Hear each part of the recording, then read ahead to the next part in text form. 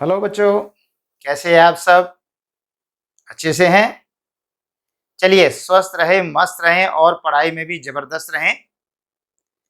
मैं hero Singh Rawat, PGT in commerce, department of school education Haryana, +1 accountancy विषय में आधारभूत लेखांकन शब्द, बेसिक अकाउंटिंग टर्म करवा रहा हूँ। इस विषय पर ये मेरा दूसरा वीडियो है, दूसरा लेक्चर है। आइए आज प्रारंभ करते हैं हम रेवेन्यू से। आगम। आगम क्या होता है? रेवेन्यू किसे कहते हैं? लेखांकन में आगम से आशय, आगम से मतलब किसी भी स्रोत,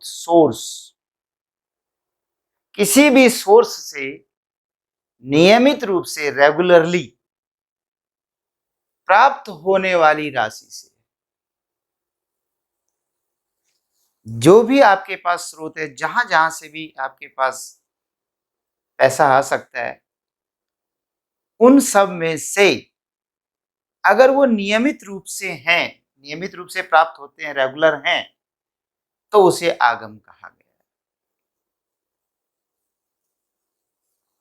जैसे उदाहरण देखिए, माल के विक्रय से प्राप्त राशि। आपने माल बेचा, मान लेते हैं 1,70,000 का माल था और वो आपने 2 लाख में बेच दिया। तो बताओ आपके पास कितना पैसा आएगा, कितनी राशि आएगी? 2 लाख रुपए आएगी। 2 लाख को आगम कहते हैं। गौर करने की बात है। आय नहीं है, इनकम नहीं है, ये आगम है, प्राप्ति है। प्राप्ति कितनी है? 2 लाख। और आपकी इनकम कितनी है? 2 लाख थोड़ा है। 2 लाख में से जितने का माल था, जितनी उसकी लागत आई, वो हटा दो। मैंने कहा मान लेते हैं 1,70,000 रुपये लागत आई, 1,70,000 हटा दो तो बाकी 30,000 का आपका लाभ है। तो आगम कुल प्राप्ति को कहते हैं। इनकम उसमें से उसकी लागत घटाने के बाद जो आता है। आगे कराएंगे हम आपको लागत के बारे में। इसी में जैसे ब्याज है, कमीशन है, लाभांश, लाभांश को डिविडेंड कहते हैं बच्चों, डिविडेंड,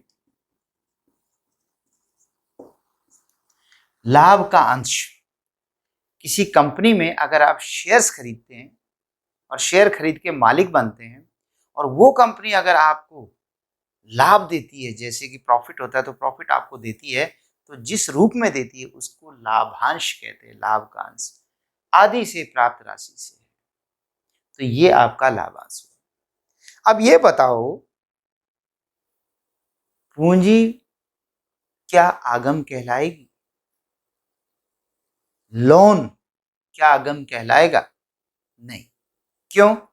क्योंकि वो रेगुलर नहीं है, एक आधी बार मिलते हैं। पूंजी मालिक शुरू में लाता है या बीच में एक आधी बार लाता है, बाकी ये थोड़ा कि रोज पूंजी लाते रहते हैं।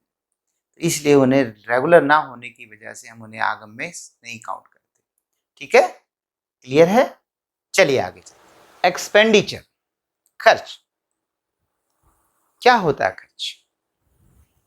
लाभ प्राप्ति के लिए किया गया कोई भी भुगतान खर्च कहलाता है।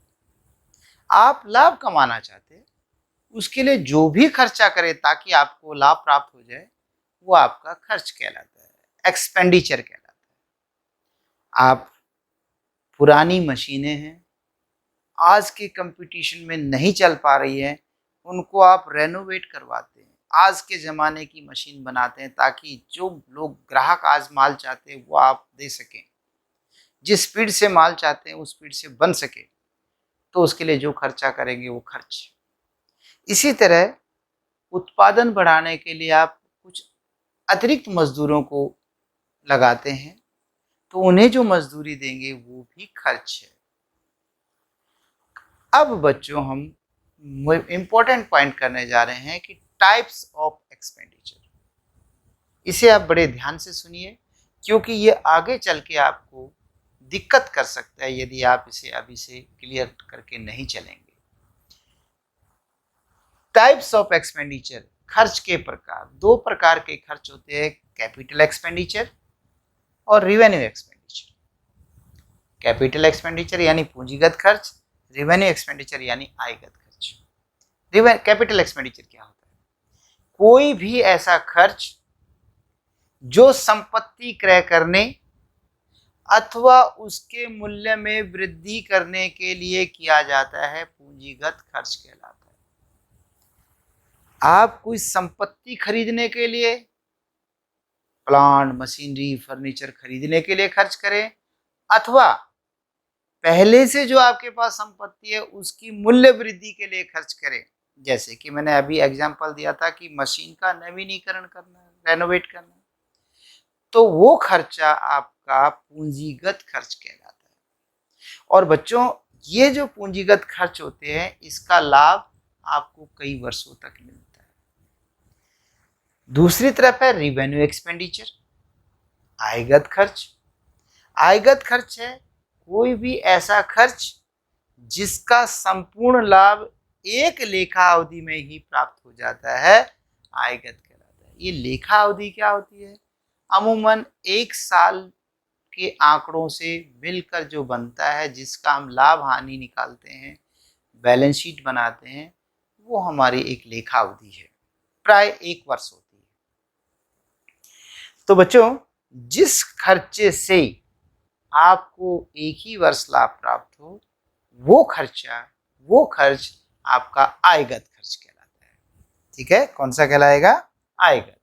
जैसे कि आपने कुछ अतिरिक्त मजदूरों को कंपनी में या व्यापार में लगा दिया, तो उन्हें जो आप मजदूरी देंगे वो आपका लाभगत या आयगत, इसको लाभगत भी कहते हैं, आयगत खर्च कहलाता है। क्योंकि जो मजदूरी दोगे उनसे आज ही उत्पादन होगा, अगले वर्ष फिर उन्हें मजदूरी दोगे तो वह अगले वर्ष होगा। जैसे कि समझ लीजिए, एक व्यक्ति आम खाने के लिए आम पर खर्च करता है, उसका फायदा केवल उसे आज मिला। दूसरी तरफ वो आम का पेड़ खरीदता है और उसको लगाकर सींचता है, तो उसका प्रतिफल उसे कई वर्षों तक मिलेगा। तो पेड़ लगाना पूंजीगत खर्च और आम खाना आपका लाभगत खर्च होगा। ठीक है, एक्सपेंसेस, व्यय। बच्चों, हम व्यय को करेंगे, लेकिन उससे पहले हमें गुड्स समझना होगा, क्योंकि इसके अंदर गुड्स शब्द का प्रयोग किया जा रहा है। तो पहले हम गुड्स को समझते हैं। माल या वस्तु क्या होता है? जिस वस्तु का व्यापार किया जाता है, जो चीज खरीदी बेची जाती है, वो वस्तु उस व्यापार के लिए माल है। जैसे कोयले का व्यापारी क्या करता है? कोयला खरीदता है, कोयला बेचता है, कोयला उसके लिए माल है। सोने का व्यापारी सोने के आभूषण खरीदता है, सोने के आभूषण बेचता है या सोना बेचता है, सोना उसके लिए माल है। क्लियर हुआ? जिस वस्तु का व्यापार किया जाता है वह वस्तु उस व्यापार के लिए माल है, दूसरे के लिए माल ना हो। बच्चों, आप बुक्स पढ़ते हैं, बुक्स ऑथर लिखता है और पब्लिशर उसको प्रिंट करता है, छापता है।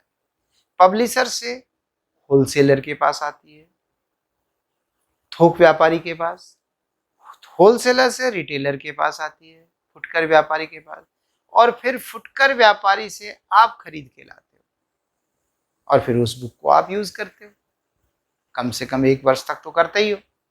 तो बच्चों, जो पब्लिशर है, होलसेलर है, रिटेलर है, इन तीनों के लिए ये माल है, क्योंकि उनका काम खरीदना बेचना है। क्या आपका भी काम बुक्स खरीदना और बेचना है? नहीं, आपने तो बुक्स खरीदी इसलिए कि आपने पढ़नी है, इसलिए आपके लिए वही बुक संपत्ति है, जबकि उन बाकी तीनों के लिए वही बुक माल है, गुड्स। क्लियर हुआ?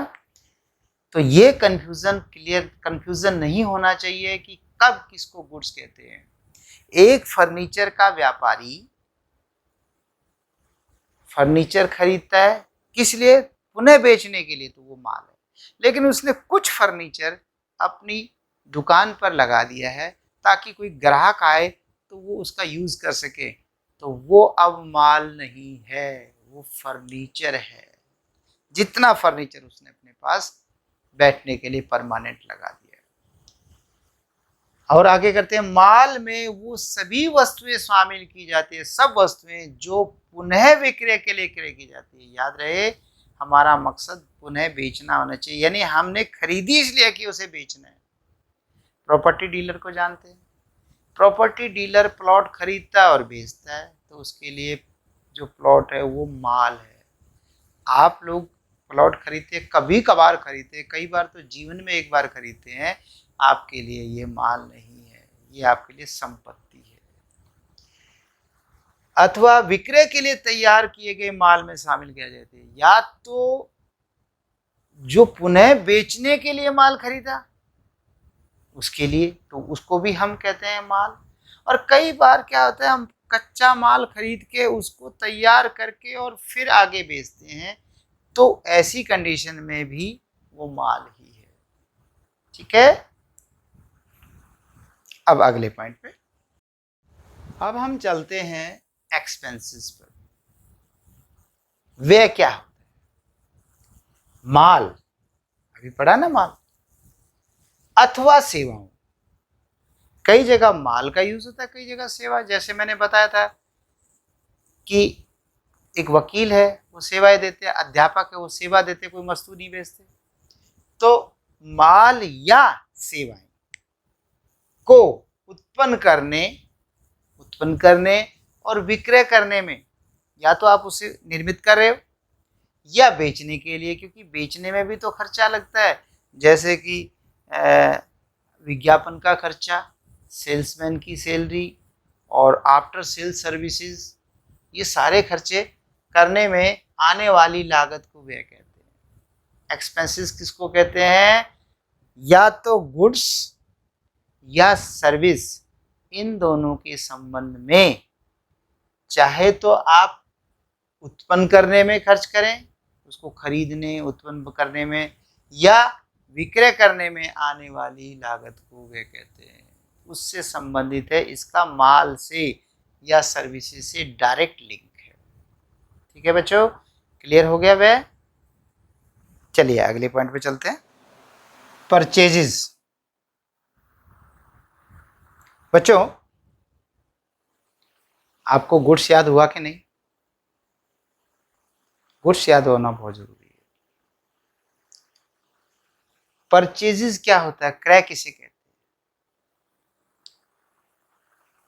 आम बोलचाल की भाषा में हम जो भी खरीद के लाते हैं उसे परचेज कह देते हैं सामान्य तौर पर, लेकिन हम बिजनेस में हर चीज को परचेज नहीं कहते।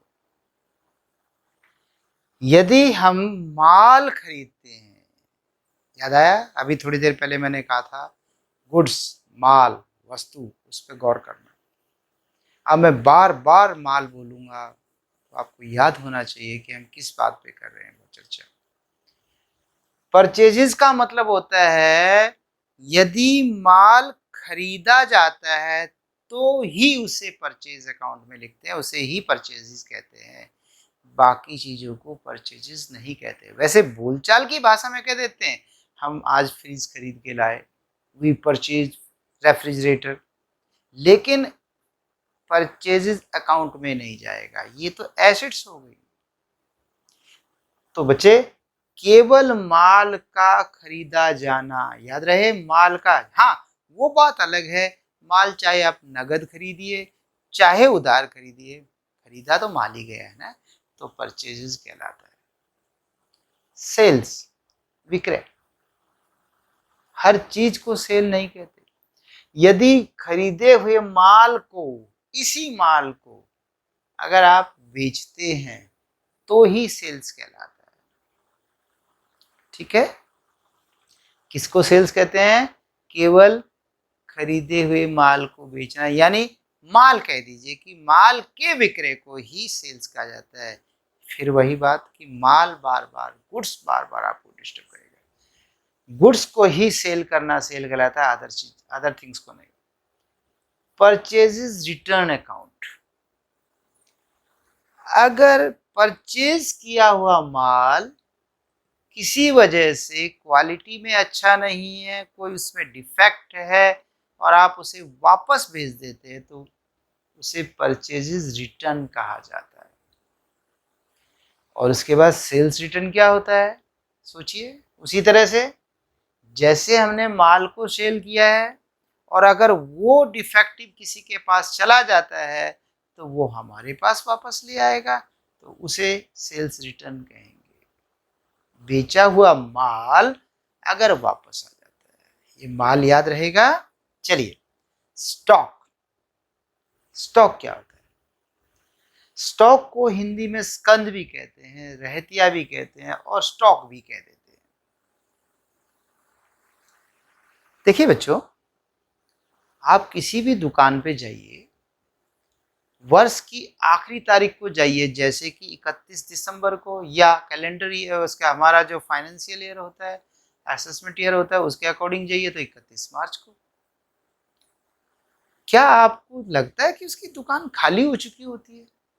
नहीं, दुकान में हमेशा माल रहता है, क्योंकि उसे पता है ग्राहक उसी दुकान पर जाना पसंद करते हैं जिस दुकान में ज़्यादा माल होता है, भरा होता है, ताकि उसके पास चुनाव करने के लिए, चूज करने के लिए वस्तु मिल सके। तो बच्चे, वर्ष के अंत में जो माल नहीं बिका, अनसोल्ड गुड्स को ही स्टॉक कहते हैं। जो बिका नहीं है उसी को स्टॉक कहते हैं। तो गौर करो, थोड़ी देर पहले मैंने जो गुड्स कहा था, गुड्स को इन 5 रूपों में यूज करते हैं, या तो वो परचेजेज है, या सेल्स है, या परचेज रिटर्न है, या सेल्स रिटर्न, या स्टॉक है। ठीक है, नेक्स्ट, डेटर्स, देनदार। देखिए, हमने जिन व्यक्तियों को उधार माल बेचा, क्योंकि सारा माल नगद नहीं बिकता, कई बार मजबूरी हो जाती है कि हमें उधार बेचना पड़ता है, अदरवाइज सब लोगों के पास पैसा तो होता नहीं समय पे, तो क्या करें? तो ऐसे में हमें उधार बेचना पड़ता है। तो यदि हम उधार माल बेचते हैं और किसी व्यक्ति ने हमारे अभी तक पैसे देने हैं, तो वो हमारा डेटर है। क्या कहा? यदि उसने अभी तक हमारे पैसे देने हैं तो वह हमारा डेटर है, देनदार है। और लेनदार किसको कहते हैं? यदि हमने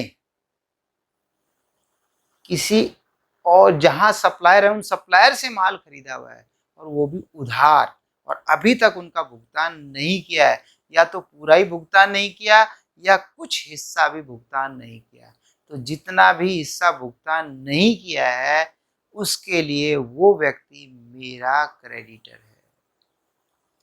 जिससे मैंने पैसे लेने हैं वो मेरा डेटर है, देनदार है, मेरा देनदार है। और जिस व्यक्ति के मैंने पैसे देने हैं वो मेरा लेनदार है, यानी मुझसे लेनदार है। इसको यूं समझिए,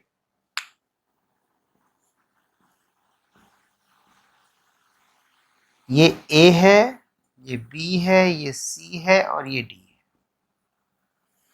है। ए ने बी को माल बेचा, उधार बेचा, और बी ने सी को बेचा, सी ने डी को बेचा। मान लीजिए इसने 10,000 में बेचा, इसने 10,000 के बजाय उसे 12,000 में बेचा, उसने 12 के बजाय 14,000 में बेचा।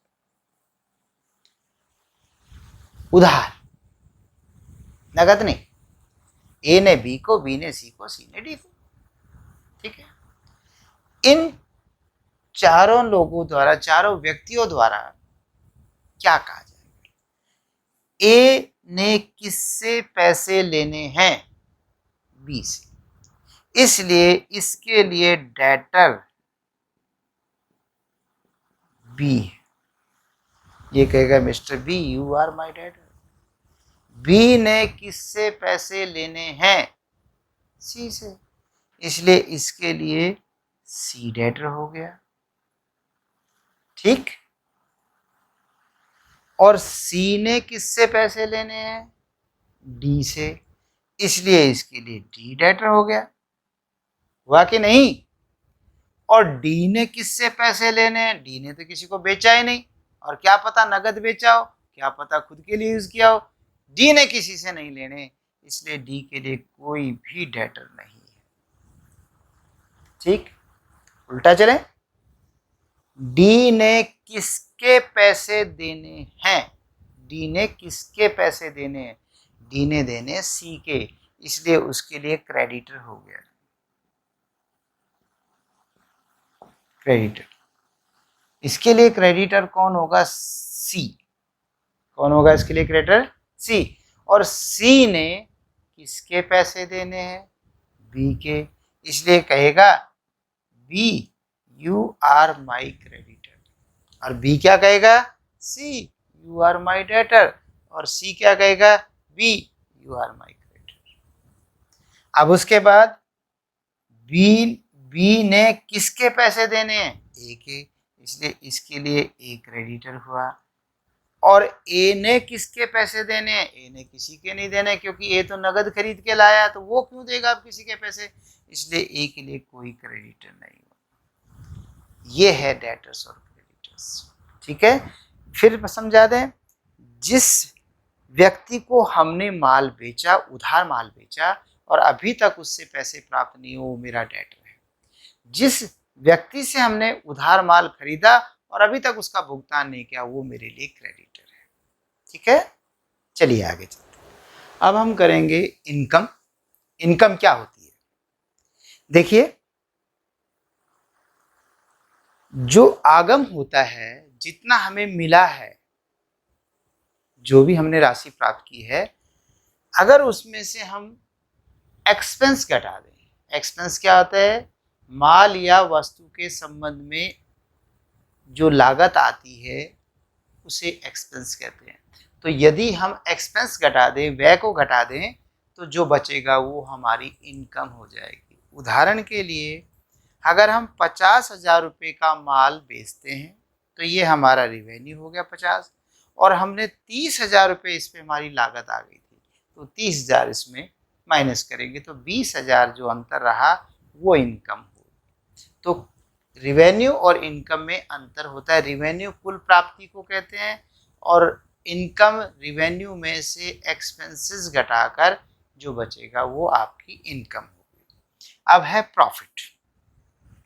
हम बिजनेस का लाभ हानि जानना चाहते हैं, तो वैसे तो असल लाभ हानि तो उसका जीवन समाप्त होने पर पता चलेगा, लेकिन वो तो बहुत लंबा है, पता नहीं कब तक बिजनेस चलेगा। तो हम अमूमन 1 साल के आंकड़ों के आधार पर लाभ हानि ज्ञात करते हैं। तो 1 वर्ष में जो हमारे रिवेन्यूज थे, प्राप्तियां थी, और जो हमारे एक्सपेंस थे, उनको, उनके अंतर को इनकम कहते हैं। यही की बात यही है, इनकम यानी रिवेन्यू माइनस एक्सपेंसेस। अब हम चलते गेन। इसे हिंदी में लाभ ही कहा जा रहा है।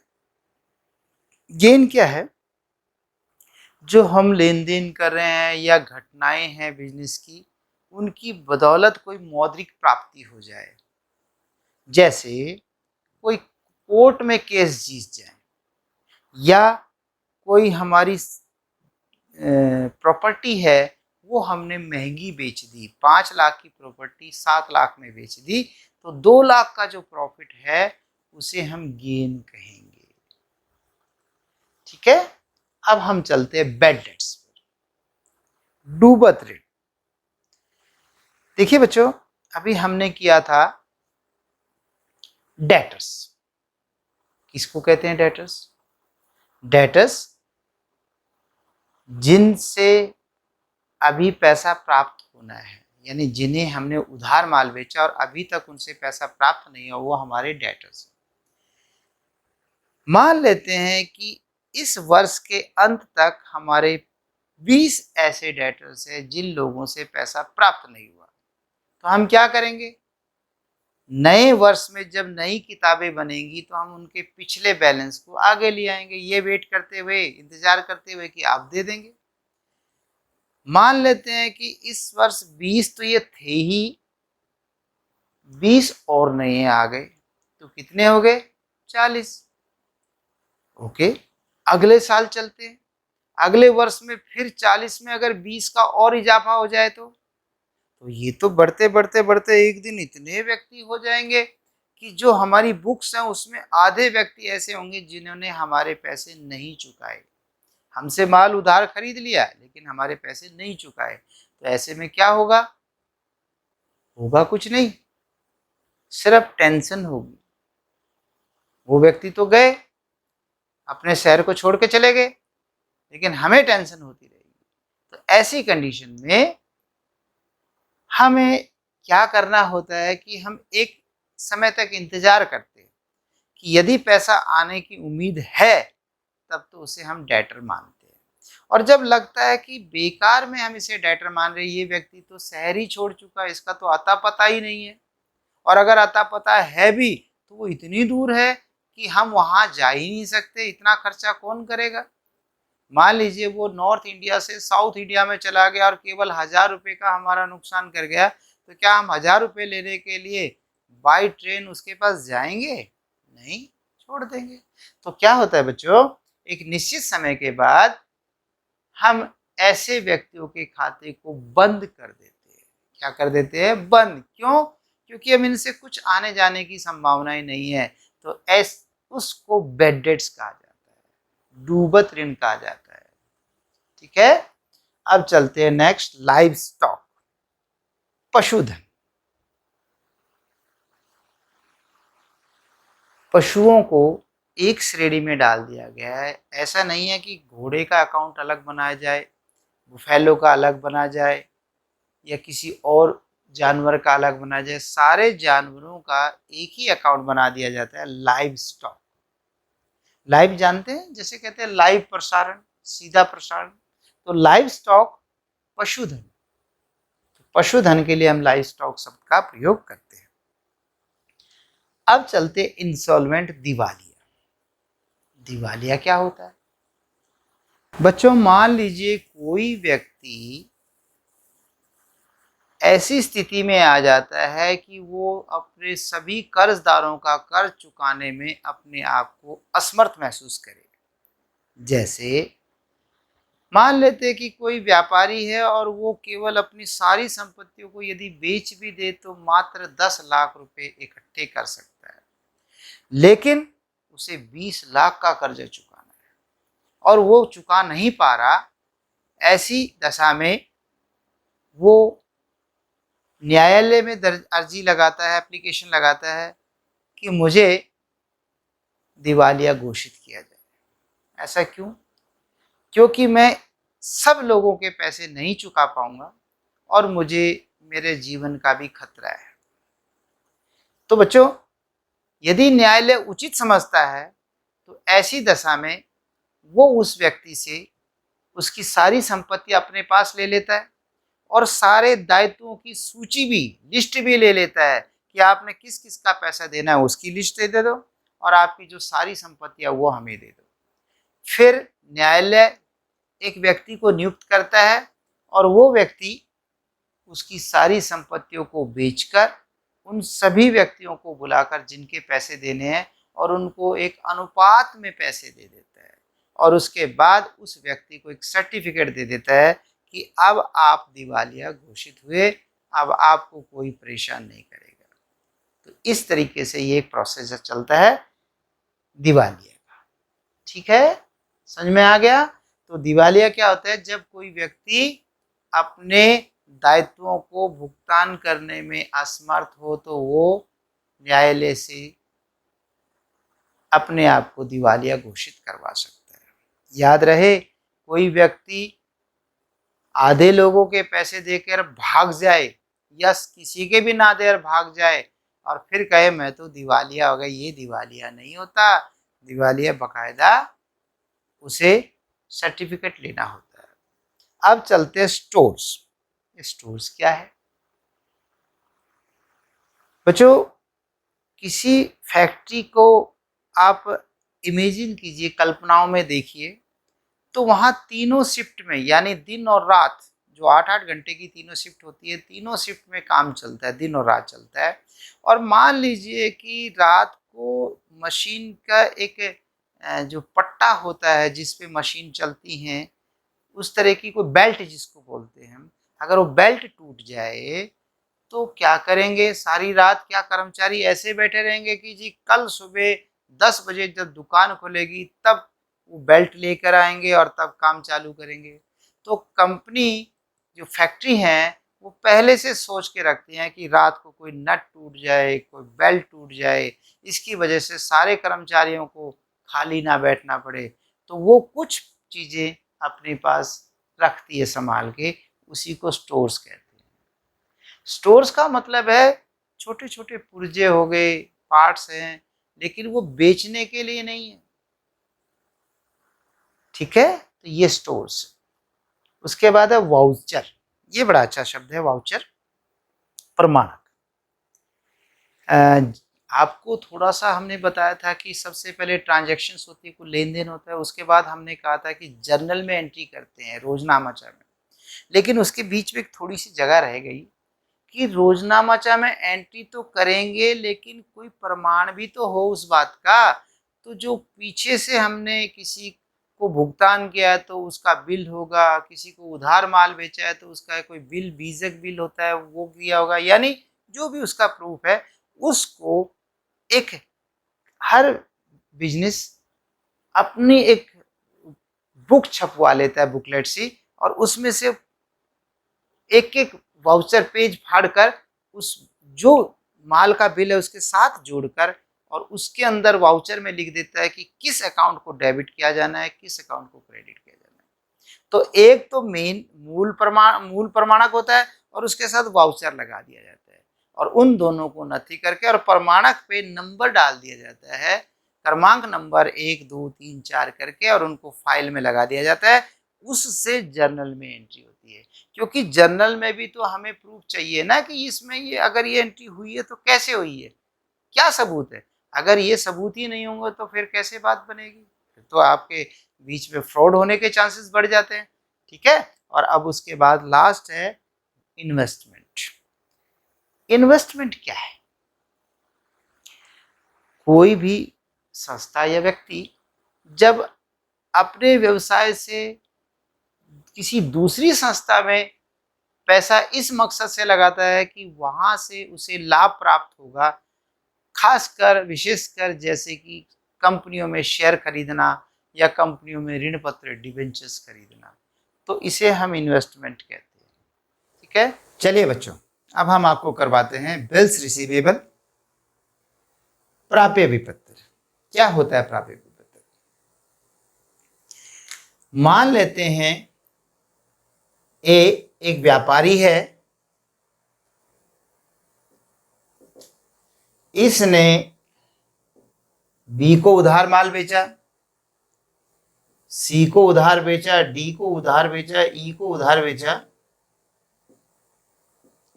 ऐसे कई लोगों को उधार बेचा। इसको 10,000 का, इसको 20,000 का, इसको 30,000 का, 40,000 का, जो भी है, ये सब उधार खरीद रहे हैं। और ए जहां से लेके आता है वहां से कैश लेके आता है, नगद, क्योंकि वहां उधार नहीं चलता। तो ए को तो बड़ी दिक्कत आ जाएगी। इनसे पूछा कब दोगे पैसे, कोई कहता है 2 महीने बाद, कोई 3, कोई 4। तो ए क्या करता है, ए इनके पास जाता है, एक बिल बनाकर लेके जाता है, उसमें लिखा होता है मिस्टर बी आज से 3 महीने बाद, जितने महीने वो कहे कि मैं 3 महीने में दूंगा, तो 3, 4 के 4, आज से 3 महीने बाद मेरे 10,000 रुपये मुझे या मेरे द्वारा आदेशित व्यक्ति को, जिसको मैं ऑर्डर दूं, 10,000 रुपये दे देना, जिसका प्रतिफल प्राप्त हो चुका है, फॉर वैल्यू रिसीव्ड। अर्थ क्या हुआ? मैं आपसे 10,000 उधार नहीं मांग रहा, वो 10 मांग रहा हूं जो 10 का आपको प्रतिफल मिल चुका है, बेनिफिट मिल चुका है फॉर वैल्यू रिसीव्ड। और मिस्टर बी को कहेगा इस पे साइन कीजिए। क्या बी साइन करने से मना कर सकता है? नहीं। किस लिए मना करेगा? लो सर, बी उस पर लिख देगा एक्सेप्टेड, स्वीकार किया, और अपने साइन मार देगा और डेट डाल देगा। जब बी साइन कर देगा उससे के बाद वो जो कागज है, पहले वो कागज था लेकिन अब कागज नहीं, अब तो बहुत कीमती कागज है, वो कीमती दस्तावेज है। यूं समझ लीजिए रुपए ही है, राशि ही है। कैसे? अब आप उसे संभाल के रखेंगे। अब क्या करेंगे?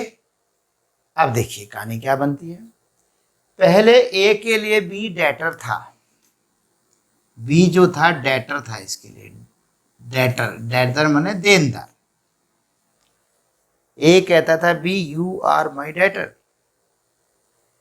अब क्या हुआ, जब बी ने सिग्नेचर कर दिए, हस्ताक्षर कर दिए, बी उसी समय कहेगा सर, मिस्टर ए, मानता हूं आपके लिए मैं डेटर था और मेरे लिए आप क्रेडिटर थे। कहता आज से मैं आपको क्रेडिटर नहीं मानता। कहता क्यों नहीं मानता?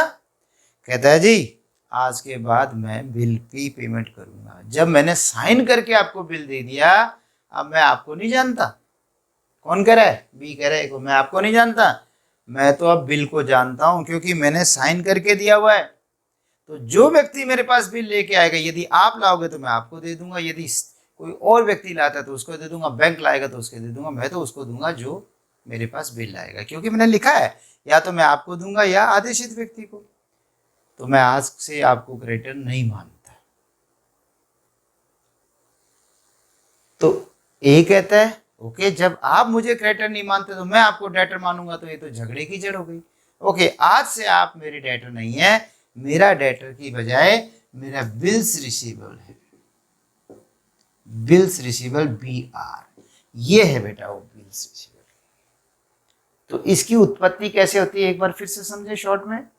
जब किसी व्यक्ति को उधार माल बेचा जाता है और यदि वो कुछ समय बाद देने का वादा करता है, तो ऐसे में हम उसके ऊपर एक बिल लिखते हैं, उस पर बिल पे सिग्नेचर करवा लेते हैं, और जब वो बिल पे हस्ताक्षर करके यानी स्वीकार करके दे देता है, एक्सेप्ट करके दे देता है, उसके बाद वो बिल्स रिसीवेबल हो जाता है। और यूँ समझिए बिल्स रिसीवेबल, बिल्स रिसीवेबल जिससे मिलना है, और ये एक संपत्ति है, एसिड्स है। हाँ जी, जैसे फर्नीचर होता है वो एसिड्स है, ये भी एक एसिड्स है। इससे पैसे मिलेंगे बाद में, जैसे कैश होता है, कैश नहीं है लेकिन बाद में आ जाएगा, तो इसलिए ये एसिड्स है। इसी तरह बिल्स पेबल, इसी कहानी में ए के लिए बिल्स रिसीवेबल हुआ तो बी के लिए बिल्स पेबल हुआ। बी जो कहेगा आज से मैं आपको पेमेंट नहीं करूंगा, ये you are not my creditor, मैं तो बीपी को मेरी लाइबिलिटी मानूंगा, क्रेडिटर मानूंगा। ठीक है, तो यहीं से बी आर और बीपी दोनों पॉइंट क्लियर हो जाते हैं। मुझे लगता है दोनों समझ में आ गए होंगे। एक ही सिचुएशन में एक के लिए बी आर हो गया, दूसरे के लिए बीपी हो गया, एक ने बिल से रिसीव करना है, एक ने बिल को पे करना है। अब आ गया GST, goods and services tax. आजकल बहुत पॉपुलर नाम चल रहा है GST, goods and services tax, वस्तु और सेवा कर। देखिए बच्चे, टैक्स, कर, ये तो राम के राज्य में भी चलता था, पुराने जमाने में भी चलता था, जब किसान से कहते थे कि आप जो खेती करते उसी में से कुछ दे दो, वो टैक्स ही तो हुआ। इसी तरह आज भी जो देश की सरकार है वो टैक्स के द्वारा ही चलती है, और दो तरह के टैक्स होते हैं, एक डायरेक्ट टैक्स होता है, एक इनडायरेक्ट होता है। डायरेक्ट तो आप इनकम टैक्स वगैरह जानते हैं, लेकिन इनडायरेक्ट टैक्स होता है जो अप्रत्यक्ष कर होते हैं, जैसे कि जब माल उत्पादन किया जाता है, जिसको हम प्रोडक्शन कहते हैं, उस वक्त भी एक टैक्स लेते हैं, उसका नाम होता था एक्साइज टैक्स। इसी तरह से बेचते थे तो उसको लेते थे सेल्स टैक्स। फिर बाद में एक आ गया वैट, वैल्यू एडिड टैक्स। ऐसे करके कई टैक्स लेती है सरकार। तो कई इनडायरेक्ट टैक्सेस को खत्म करके एक बना दिया गया है जिसका नाम है गुड्स एंड सर्विसेज टैक्स। यानी टैक्स जो माल पे लगता है, वस्तु पे, या सर्विसेज पे, सेवाओं पे लगता है। जैसे होटल है, सेवा देता है। टूरिज्म वाले जो गाड़ी, जो बसेस वगैरह चलाते हैं, लोगों की यात्रा करवाते हैं, वो भी ये सर्विस में आते हैं। टेलकम है, सर्विस में आता है। तो इन पर लगने वाला टैक्स, यानी कई टैक्सों का जो इनडायरेक्ट टैक्सेस है उनको जोड़कर आज के समय में जो नया टैक्स बना है वो जीएसटी है। जीएसटी माल खरीदते वक्त लगता है, उस समय तो हमें पे करना पड़ता है, और बाद में जब हम माल बेच देते हैं तो वहाँ पे उसे कलेक्ट कर सकते हैं, तो वहाँ पे कलेक्ट होता है। ठीक है, और इसको जो माल बेचा या खरीदा जाता है उसकी लागत में नहीं जोड़ते।